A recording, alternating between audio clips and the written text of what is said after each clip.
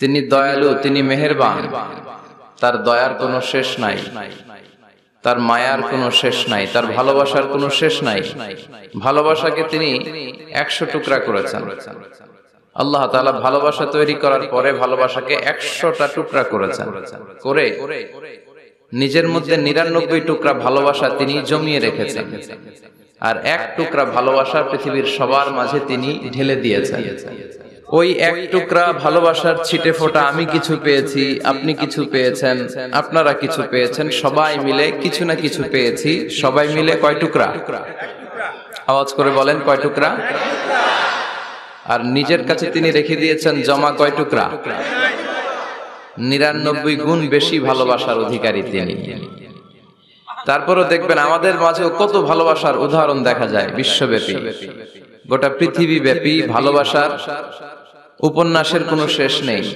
ভালোবাসা নিয়ে নির্মিত রচিত মুভি, ফিল্মের কোনো শেষ নেই। এমনও ফিল্ম মেকার আছে, তারা এমন ভাবে ঘটনা পরম্পরাকে শ্রোতাদের কাছে উপস্থাপন করে, আমরা সবাই জানি যে এটা হচ্ছে অ্যাক্টিং, তাই না? অ্যাক্টিং দেখেও আমরা কাঁদি। ভালোবাসার এরকম নমুনা তারা স্থাপন করে।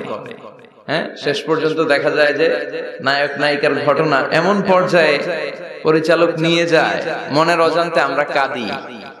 এই কষ্ট, এই দুঃখ, এই বিরহ দেখে আমরা কাঁদি, কিন্তু আমরা জানি যে it's an acting, it's not the real life. এটা বাস্তব জীবন নয়, এটা নাটক, টাকার বিনিময়ে ওনারা অভিনয় করেন। এই অভিনয় দেখে আমরা কাঁদি। তার মানে ভালোবাসার কি উপমা পরিচালক সিনেমার মধ্যে সেট করেছে, ঠিক কিনা? আবার আইয়ুব বাচ্চু মরার আগে বলে গেছে, সব ভালো তুই একা বাসিস নে, একটু ভালোবাসতে দিস মোরে। তো গোটা বিশ্বব্যাপী ভালোবাসাবাসী। আবার 14 ফেব্রুয়ারি একটা আছে, বিশ্ব ভালোবাসা দিবস আছে, আপনারা পালন করেন? এগুলো করা যাবে? আমাদের জন্য আল্লাহ অনেক দামি দামি সময় রেখেছে। কদরের রাত, লাইলাতুল কদর খায়রুম মিন আলফি শাহর, 1000 মাসের চেয়েও সেরা। কদরের রাতের বারাকা, মার্সি, ব্লেসিংস যদি কেউ হাসিল করতে পারে, 1000 বছর ইবাদত করলে যেই সওয়াব, আল্লাহ ওই পরিমাণ সওয়াব ওই ইবাদতকারীর আমলনামায় লিখে দিবে। কিন্তু বিষ্ণু বলেছেন, ফালতামিসু ফিল আশরিল আওয়াখিরি মিনাল ভিতর, রমাদানের শেষ দশকের বেজর রাত্রিতে কদর তালাশ করো।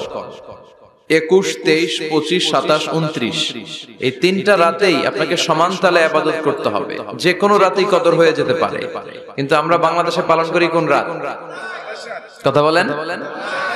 তো আপনি ইবাদত করলেন 27 রাতে, ওই বছর কদর হয়ে গেল 29 রাতে, যাবেন কই? মান হুরিমা খায়রাহা ফাকাদ হুরিম। বিষ্ণু বললেন, যে কদরের রাত থেকে বঞ্চিত হলো, এর বরকত থেকে তার চেয়ে কপাল পোড়া মানুষ পৃথিবীতে নাই। এ রাত্রিতে মা আয়েশাকে বিশ্বনবী একটা স্পেশাল দোয়া শিখিয়ে দিয়েছেন, আর বলেছেন, আয়েশা, কদরের রাতে তুমি এই দোয়াটি করবে, আল্লাহুম্মা ইন্নাকা আফুন তুহিব্বুল আফওয়া ফাআফু আন্নী। মানে, হে আল্লাহ, আপনি ক্ষমাশীল, আপনি ক্ষমা করাকে পছন্দ করেন। আল্লাহ, আপনি আমাদেরকে ক্ষমা করে দেন। তিনি ক্ষমা করাকে পছন্দ করেন, তিনি মাফ করাকে পছন্দ করেন, তিনি তওবা কবুল করাকে পছন্দ করেন। 24/7 তার দরজাটা খোলা। রাত যত গভীর হয় দোকানপাট বন্ধ হয়, শপিং মলের শাটার বন্ধ হয়, শাটডাউন হয়, সব ক্লোজ হয়ে যায়। আর রাত্রি যত গভীর হয় আল্লাহর রহমতের দরজা তত খুলতে থাকে। এজন্য আপনি যতই পাপ করেন না কেন, যতই অন্যায় করেন না কেন, আল্লাহ বলেন, লা তাইয়াসু মির রাহিল্লাহ, নেভার গিভ আপ। কখনো হতাশ হয়ো না, কখনো আমার রহমত থেকে নিরাশ হয়ো না। তিনি দয়ার সাগর, তিনি মায়ার সাগর।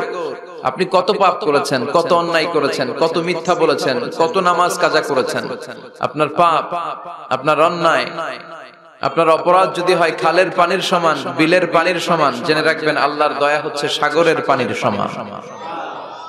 আমাদের পাপ, আমাদের অন্যায় যদি হয় পাহাড়ের সমান, আল্লাহর দয়া হচ্ছে আকাশের সমান। লা তাখনাতু মির রাহমাতিল্লাহ, আল্লাহ বলেন, কখনো আমার রহমত থেকে নিরাশ হয়ো না।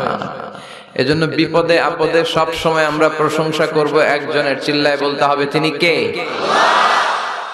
তিনি হচ্ছেন আল্লাহ। তিনি চাইলেই আমাদের সব গুনাহগুলো মাফ করে দিতে পারেন। আল্লাহর ভালোবাসার কোনো শেষ নাই, তার দয়ার কোনো শেষ নাই। এজন্য আমরা চাইবো শুধুমাত্র একজনের কাছে, তিনি কে? আপনি বিপদে পড়েছেন, আপনার বিপদ থেকে রক্ষা করতে পারে কে? আপনি অসুস্থ, আপনাকে সুস্থ করে দিতে পারে কে?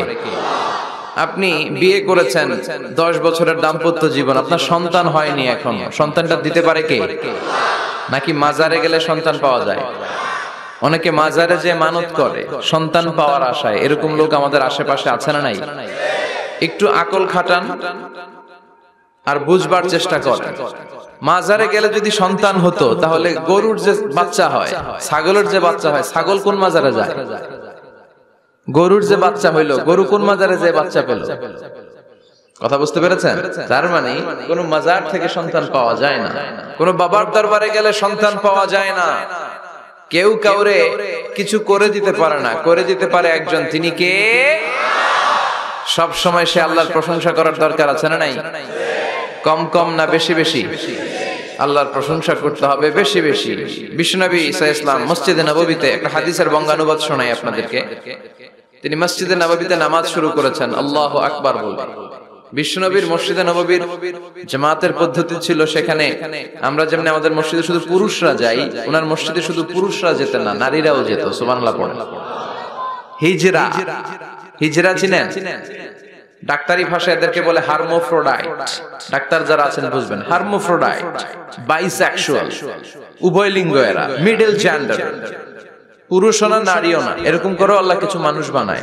আমরা যে পুরুষ হয়েছি, বানিয়েছে কে? আমাদের বোন, আমাদের মা, ওদেরকে নারী বানিয়েছে কে?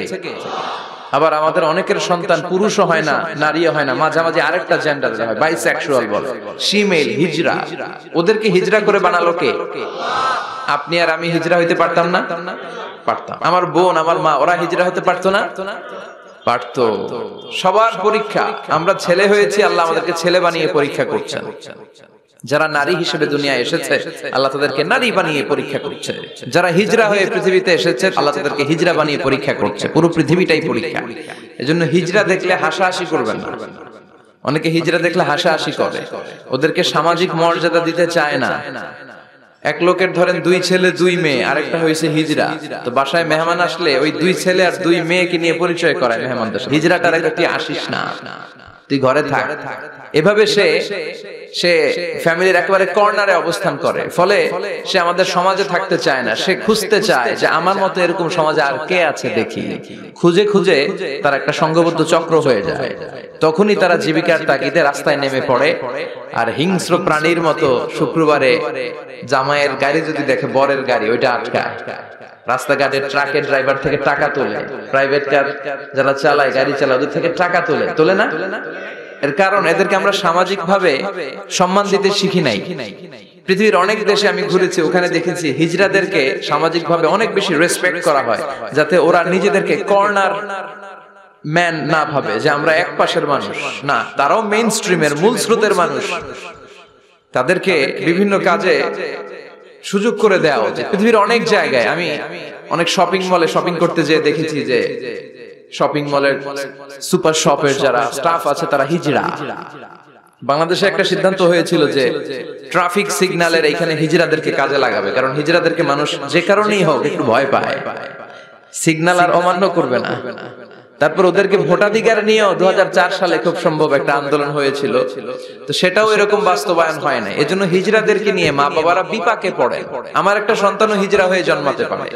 স্কুলে যখন আমরা বাচ্চাদেরকে ভর্তি করাতে যাই, বাচ্চার নাম, মায়ের নাম, বাবার নাম, বাচ্চার লিঙ্গ, এটা ছেলে না মেয়ে, 2টা ঘর থাকে, কিন্তু উভয় লিঙ্গের কোনো ঘর নাই, ঠিক কিনা? এটা সামাজিক ভাবে আপনারা এটার ব্যাপারে গণসচেতনতা তৈরি করতে পারেন। এখানে কেউ চেয়ারম্যান আছে কিনা আজকে জানি না, তিনি হচ্ছেন এলাকার leader, member of the parliament. যারা আপনারা যারা নেতা শ্রেণীর আছেন, তারা হিজড়াদেরকে খুঁজে তাদেরকে নিয়ে একটা সোসাইটি করতে পারে, যে তাদেরকে কাজের ব্যবস্থা করা হোক, তাদেরকে সুশিক্ষায় শিক্ষিত করা হোক, তাদের মেধাটাও দেশ গঠনের কাজে লাগানো হোক, ঠিক কিনা? এজন্য এগুলো হচ্ছে সব আল্লাহ তাআলার দান। বিশ্বনবীর মসজিদে নববীতে জামাতের ভেতরে শুধু পুরুষ সাহাবারা থাকতো না, পুরুষ থাকতো, নারী থাকতো, হিজরা থাকতো, বাচ্চারাও থাকতো। আমরা অনেকে বাচ্চাদেরকে মসজিদে ঢুকাতে চাই না, আছে না নাই? অনেক মুরব্বী চাচারা বাচ্চাদেরকে দেখলেই খুব রেগে যায়, আছে না নাই? আপনারা এখানে মুরব্বীরা যারা আছেন, আপনারা হয়তো রাগেন না, অন্যান্য এলাকায় দেখেছি আমি যে খুব রেগে যায়, বলে যে এটারে আনছে কে। তুরস্কের বিভিন্ন মসজিদের ওয়ালে ওয়ালে লাগানো যে জামাত চলাকালীন অবস্থায় যদি পেছনে বাচ্চাদের চিল্লা চিল্লি কিচির মিচির আওয়াজ শুনতে পাওয়া না যায়, তাহলে পরবর্তী প্রজন্ম নিয়ে আপনারা ভয়ের ভেতরে থাকেন। তার মানে নেক্সট জেনারেশন তো মুসল্লি হচ্ছে না। আমরা নামাজ পড়বো, বাচ্চারা পিছনে চিল্লাপাল্লা করবে, ঠিক কিনা? এরকম পরিবেশ আমরা মসজিদে চাই কি চাই না? বাচ্চাদের কাজে তো চিল্লাপাল্লা করা, লাফালাফি করা, নাচবে, গাবে, লাফাবে, একজন আরেকজনের কামড় দিবে, গ্লাস ভাঙবে, কাপড় ছিঁড়বে। এটা কি বাচ্চারা করবে না মুরব্বীরা করবে? মুরব্বী লাফালাফি করলে মানাবে? তো বাচ্চাদের কাজ বাচ্চাদেরকে করতে দেন, আর সাথে করে মসজিদে নিয়ে যাবেন। বাবারা মসজিদে নিয়ে যাবেন, ওকে বুঝাবেন যে এটা আমাদের ইবাদতগাহ, এখানে বসে আমরা আমাদের স্রষ্টাকে ডাকি, এখানে দুষ্টুমি করা যাবে না। তো বিশ্বনবীর মসজিদে নববীতে জামাতের প্রথম কাতারে দাঁড়াতো, প্রথম দিকের কাতারগুলোতে দাঁড়াতো পুরুষেরা, তারপর একটা সার্টিন গ্যাপ রেখে দাঁড়াতো নারীরা, তারপরে দাঁড়াতো হিজড়ারা, তারপরে দাঁড়াতো ছোট ছোট বাচ্চারা। তো বিশ্বনবী সবাইকে নিয়ে দাঁড়িয়ে নামাজ শুরু করেছেন, আল্লাহু আকবার। রুকুতে গিয়েছেন, রুকু থেকে উঠে পড়েছেন সামি আল্লাহু লিমান হামিদা। পেছন থেকে সাহাবারা ফিসফিস আওয়াজে পড়েছে রব্বানা ওয়ালাকাল হামদ। একজন সাহাবা অতিরিক্ত আরো 4টা তাসবিহ বাড়িয়ে পড়েছে, হামদান কাসীরান তাইয়িবান মুবারাকান ফি। সালাত শেষে বিশ্বনবী সাহাবাকে বললেন, সাহাবীদের দিকে লক্ষ্য করে বললেন যে তোমরা সবাই পড়েছো রব্বানা ওয়ালাকাল হামদ, কে জন্য বাড়িয়ে পড়েছো হামদান কাসীরান তাইয়িবান মুবারাকান ফি। এই 4টা তাসবিহ কে পড়েছো? এটা তো আমি শিখাই নাই, তুমি পেলে কই? কেউ দাঁড়ায় না, ভয়ে। বিশ্বনবী অভয় দিলেন, ভয় পেও না, দাঁড়াও। একজন দাঁড়িয়ে বলল, ইয়া রাসূলুল্লাহ, আমি আল্লাহর তাসবিহ কম কম পড়লে আমার পোষায় না, আমার পড়তে মনে চাই বেশি বেশি। এজন্য আমি নিজ থেকে 4টা তাসবিহ বানিয়ে পড়েছি। বিশ্বনবী বললেন, ভয় পেও না, তোমরা তো দেখোনি আমি সালাতরত অবস্থায় দেখেছি বিদউ ওয়া 30 মালায়েকা। তোমার এই 4টা তাসবিহর যে সওয়াব হয়েছে, এই সওয়াবটা 30 জনেরও বেশি ফেরেশতা কে কার আগে আল্লাহর আরশে পৌঁছে দিবে এ নিয়ে আকাশে প্রতিযোগিতা করছিল। এজন্য আল্লাহর প্রশংসা কি কম কম না বেশি বেশি? সব সময় আল্লাহর প্রশংসা করতে রাজি আছেন? সব জায়গায় প্রশংসা করতে রাজি আছেন? আসুন সে আল্লাহর জন্য আমরা আওয়াজ করে পড়ি আলহামদুলিল্লাহ। করেন রব্বানা লাকাল হামদ হামদান কাসীরান তাইয়িবান মুবারাকান ফীহি ইয়া রাব্বি লাকাল হামদু কামা ইয়ানবাগি লিজালালি ওয়াজহিকা ওয়া আযীমি সুলতানিকা লাকাল হামদু বিল ঈমান লাকাল হামদু বিল ইসলাম লাকাল হামদু বিল কোরআন। আল্লাহ সব সময় তোমার প্রশংসা যেন আমরা করতে পারি, তুমি তৌফিক দাও।